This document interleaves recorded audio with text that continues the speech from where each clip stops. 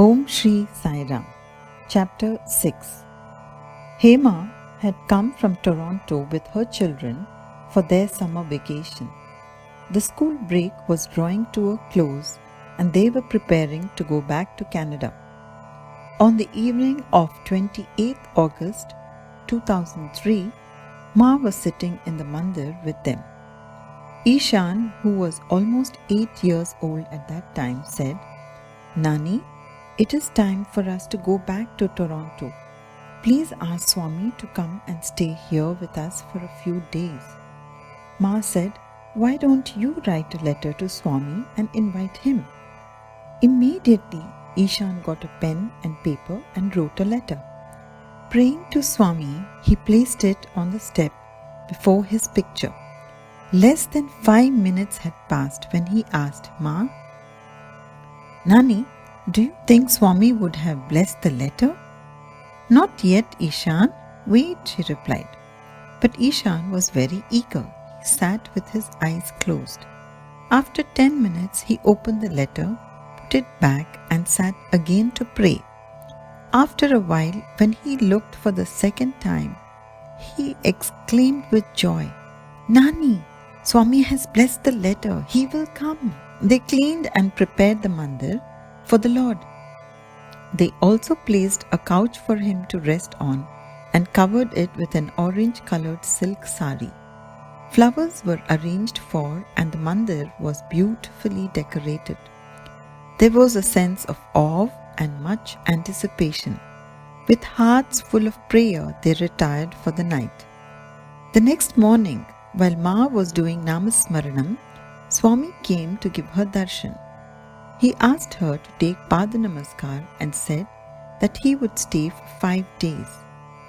After a few minutes, he left. Soon after that, Hema woke up with a start and ran to the mandir, wondering if Swami had come. As she entered, she saw that there was a lot of vibhuti on the couch. There was a brilliant glow in the mandir. All the pictures and idols were being blessed with large amounts of vibhuti and honey. Wherever Ma walked, she left behind a trail of vibhuti. Her clothes, sticky with honey, were clinging to her. She was in a daze.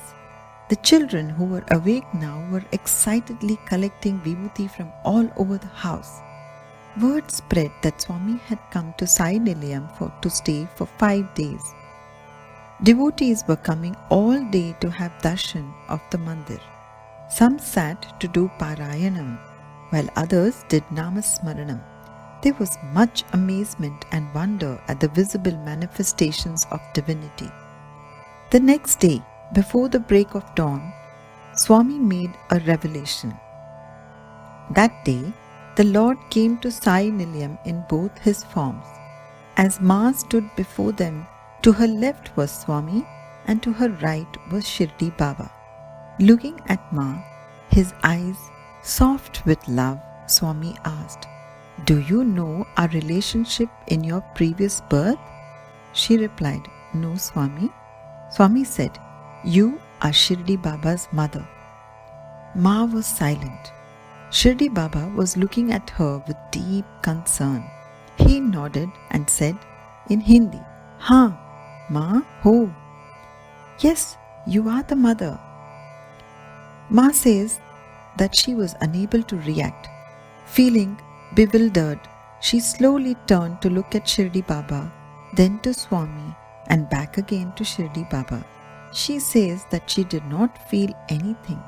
She had always worshipped Shirdi Baba as God and did not feel maternal love for him. The next morning, again, Swami and Shirdi Baba came to the mandir to give darshan to Ma. Shirdi Baba looked at her. His face was very gentle and his eyes melting with immense love. He spoke softly in Hindi. "Tu maa hai meri. You are my mother." Ma was in tears, completely shaken. After that day, when Ma was alone in a mandir, she would often wonder with amazement, "I am Shirdi Baba's mother?" Almost 6 years later, It was the summer of 2009. Ma would now sleep in the mandir at night, spreading her mattress on the floor. That morning she had just completed Namasmaranam when Shirdi Baba entered from the balcony door and sat down by her side. Nowadays, when Shirdi Baba would come, he would not sit on his sofa but on the floor with her. After some time, Swami also came to the mandir. He sat on his sofa. Shirdi Baba slowly bent forward and said, "Ma, let me touch your feet." Ma was alarmed. She jumped up and ran to the door. She cried, "No, Baba, this will be a sin." Just then Shirdi Baba disappeared. She looked around but could not see him. Distressed, her face flushed, she looked at Swami pleadingly. She saw then that Swami was carrying a small infant in his arms. Before she knew what was happening, he gave the child to her. Swami said, "This is your child. You are his mother." The little baby was now in her arms. She looked at him intently, oblivious to everything around her. She felt magnetically drawn to the child and could not take her eyes away from his face. Her heart was so full it hurt. Tears welled up in her eyes. In that instant, she knew that he was hers. She held him close to her heart, blinded with tears. She realized that she was full as a new mother is. She knew now, without a shadow of doubt, that this child was Shirdi Baba, her son. She cried and she cried. Since that day, she looks upon him as a mother would her child. He touches her feet with the reverence of a son. Her heart is filled with love and tenderness. Now, we come back to 30th August 2003, the second day of Swami's stay at Sai Nilayam. A lady devotee had called to ask if she could come at 5 o'clock the next morning to perform a small ritual. She came in the morning and requested Ma to allow her to be alone in the mandir for a short while. Ma went out. After some time, the lady also came out. When Ma saw that she had been crying, she offered her a cup of tea and sat with her. The lady told Ma that while she was performing the worship, she had darshan of Swami. And sitting next to Swami, she saw her mother who had passed away many years ago. On this day, during bhajans in the morning, the bhajan Hari Narayana began to play on its own. Everyone knew that Swami indicated his presence by playing this bhajan. In the evening, many devotees came, bringing Naivedyam with them. Swami blessed with vibhuti and others with honey. There was a lot of prasadam and everyone had their meal before going home in the evening. Ma was very tired and appeared to be in a daze. Around midnight, she went to the mandir and sat for Namasmaranam. Swami came. She took Pada Namaskar. Then she asked, "Swami, can I come to Puttaparthi?" Swami said, "My child, you don't come. I will come to give you darshan." Then Swami took Ma to visit some places which she says she did not recognize. She had never seen them before. When she came back to the mandir with Swami, he materialized a pair of silver padukas and asked Ma to give them to a certain devotee. Then Swami left. She was immersed in Ananda. She felt no body consciousness.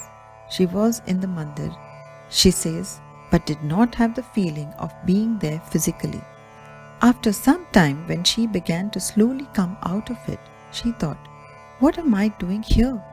Nothing has any meaning, only God. Swami, I want to be with you. Swami, I want to merge with you." She was crying and was oblivious to everything around her with one prayer, "God, please take me with you." Just then Hema entered. It was around 4 o'clock in the morning. "Mama," she said. There was no response from Ma. She cried out loudly, "Mama!" Again, Ma did not respond. Hema panicked. She pushed Ma, who was sitting cross-legged on the floor at that time. Ma fell sideways. With a start, she sat up.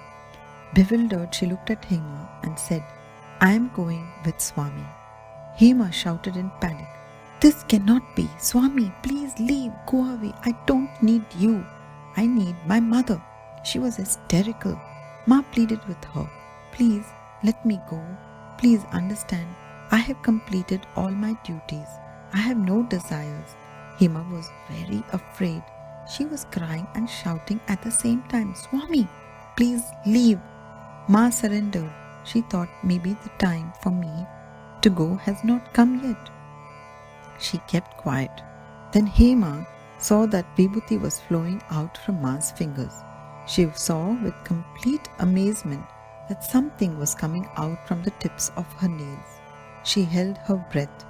A pair of silver padukas emerged from Ma's fingers. After some time, Ma was talking normally. Hema relaxed a little. Then she told her mother, "You are doing too much namasmaranam. I will not let you spend so much time in the mandir." Ma said, "Please try to understand what is happening. Please see His grace. Please see how many people are benefiting, how fast their faith is growing. That is perhaps the reason why Swami is showing so many miracles. Accept it, my child." Then she kept quiet. On the third day, bhajans were held again at 11 o'clock in the morning. Divine manifestations continued all day. Devotees continued to come for darshan, for Parayanam, and also with Naivedyam for Swami. That afternoon, on the floor near Swami's couch, where he had given darshan in the morning, was a heap of camphor with a 3-inch tall brass idol of Lord Narayana in it. I called my younger daughter, who was studying in the primary school in Prashanti Nilayam. When I told her about the miracles that were taking place in Sai Nilayam, she began to cry, feeling sad that she was unable to experience these leelas of Bhagavan. Ma, trying to console her, said, "That idol of Narayana Bhagavan is for you. When you come home, take it and keep it in your mandir." She said, "Auntie, Swami has given for you. How can I take it?" However, Ma went to pick up the idol and keep it safely for her. Wonder of wonders! There were 2 identical idols next to each other, one for Ma and the other one for the little girl in Prashanti Nilayam. In the evening, a devotee came to Ma and asked her if she could give one of the idols of Lord Narayana to him. Ma could not refuse. The next morning, when Swami came to give darshan, he created another identical idol and said, "Ma, my child, this is for you." The next morning, when Swami came to give darshan, he created another identical idol and said, "My child, this is for you." That evening, a lady floated the idea that some devotees should keep vigil all night doing namasmaranam. Ma had her reservations but did not say anything. About 15 people stayed back. They moved the furniture and spread a white sheet in the hall outside the mandir. Everyone sat there with their Parayanam books and Japamalas. The atmosphere was electric. There was much awe and heightened anticipation. Ma was in the mandir doing namasmaranam. At about 1 o'clock, there was a sound from inside. Something changed in the air. They looked at each other, not daring to breathe. Swami was in the mandir. All eyes were shut in prayer. They could hear a soft murmur from inside. A few minutes passed like this. All of a sudden, one lady stood up. Along with her, another person also got up. Slowly, these two began to move towards the entrance of the mandir. Some devotees who were there at that time said that just then they saw a flash of lightning from inside. Perhaps that is what made these two hurriedly retrace their steps, fear writ large on their faces. Ma came out from the mandir looking quite upset. As she walked towards her room, she told Hema to ask everyone to sit outside. She said that only Hema and my elder daughter, who was also there at that time, should be inside. She conveyed through them that those sitting outside should do Om recitation. She also asked these two girls to place a chair for Swami in her room and cover it with a fresh sheet. As soon as the chair was placed, Vibhuti began to materialize on it. A Shivalinga and some Japamalas also appeared. Then Ma went and sat on the floor next to the cushion which had been placed for Swami's lotus feet. She said that everyone should come into the room one at a time. She asked me to come and sit by her side. The room was quite dark. Her voice was deep and her face had an expression I don't know how to describe. One at a time, everyone came in. She was not looking in the direction of the entrance, but she knew who was coming in. Ma sat facing Swami's chair and spoke in a commanding tone. I heard her conversation with all those who came in. She spoke to a few about some particular deeds that they had done and asked them to improve their karma. She discussed specific health problems with some others. It was clear that Ma, in her conversation with them, had touched a personal chord. A lot of vibhuti was continuously materializing where Swami's chair was placed. This she was giving to everyone as prasadam. After this intense experience, everyone was very quiet. Ma went back to the mandir. Swami later told her that there were some sinners in that group of devotees. He said that he had prompted her to tell them to improve their karma, but they would not change. Swami came again in the early hours of the morning. He said, "My child, I am going to give you darshan of all the gods." Before she could comprehend what Swami was saying, she saw with complete amazement the divinely beautiful and towering figures of Lord Narayana, Lord Shiva, Sri Krishna, Goddess Durga, Goddess Lakshmi, and Hanumanji standing in her mandir. She remembers clearly that the Sudarshana Chakra in Lord Narayana's hand was moving very fast and that he looked unimaginably beautiful in bright yellow robes. She says that Lord Shiva was in tiger skin clothing and that she felt very afraid of the moving serpent on his neck. Sri Krishna was wearing his mukutam and carrying his flute in his hand. Ma Durga was exquisitely beautiful in a bright red sari. She says that she saw the gods but did not feel that she was actually having darshan of his divine form. She says that it seemed to her as though she was watching a film. Swami said, "Devi, charan sparsh karo." Devi, touch their feet. Ma touched their feet one by one. She felt a strange sensation in her body. She was shaking and shivering. While she was still in a daze, all the gods left. Only Swami stayed back. He asked her to have special bhajan that evening, as it was the 5th and the last day of his stay. He said that he would be presiding over the bhajans in all his divine forms.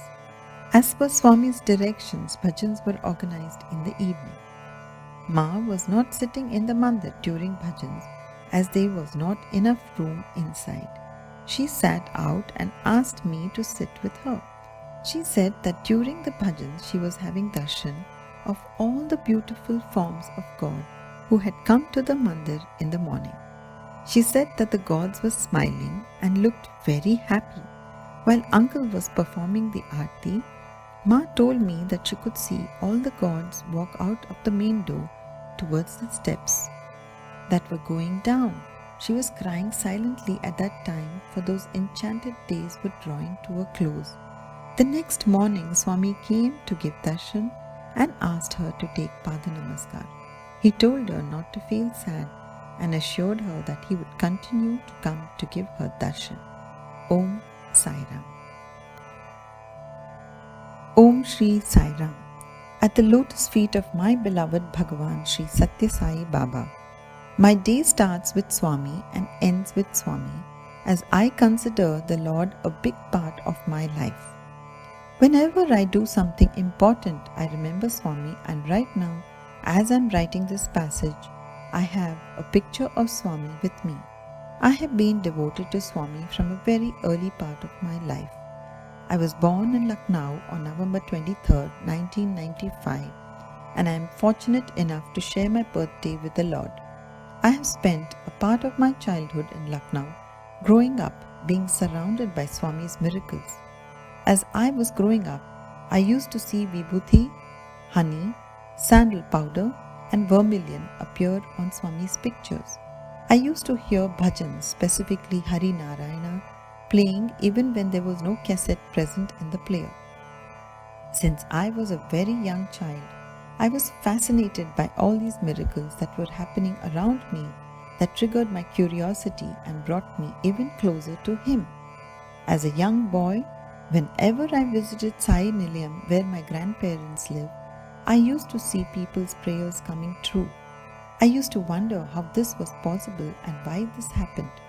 Later on, I learned that if you have love and faith, you can get whatever you want from Swami. These experiences transformed me totally and connected me to Swami. After spending a memorable and beautiful time with my grandparents, I had to return to Toronto, and while leaving Lucknow, at the back of my mind I felt I was leaving Swami behind, but I was proven wrong by Swami himself, as when I reached Toronto, Vibhuti appeared on all of Swami's photographs. If you live in a foreign country, you tend to forget your values as you get caught up in the materialistic world. But my mother had a big role in keeping me close to my values and Swami. I thought that Swami was only present in Sai Nilayam in Lucknow, but after coming back to Toronto, he showed me that he was omnipresent and that if you have true faith and devotion, he is always going to be with you. To recall an incident, I was with my sister waiting for the school bus in the morning.